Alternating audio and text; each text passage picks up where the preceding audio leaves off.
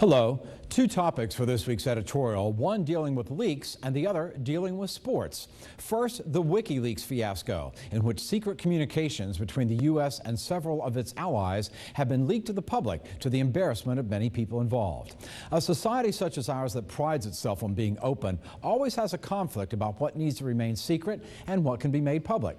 If it would endanger someone's life to release certain information, you usually don't release it.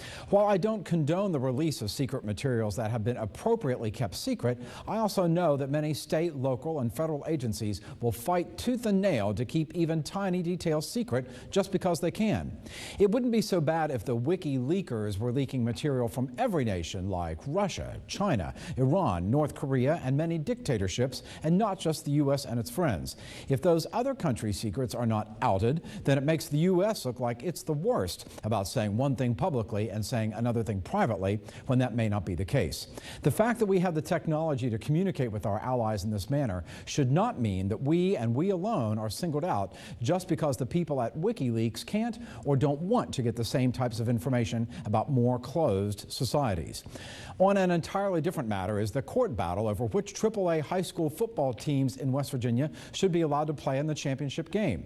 The Secondary Schools Athletic Commission, the SSAC, ruled that certain players for South Charleston could not play due to a fight in a game with Hurricane, but a Kanawha County Circuit judge overturned that ruling. Now the whole thing is a mess. It reminds me of a few years ago when Wood County Circuit Judge George Hill went against the SSAC and ruled that two wrestlers whom the SSAC said were not eligible to compete in an event should be allowed to do so. The judge was wrong to get involved then, and this judge in Kanawha County is wrong to get involved now. That's this week's editorial.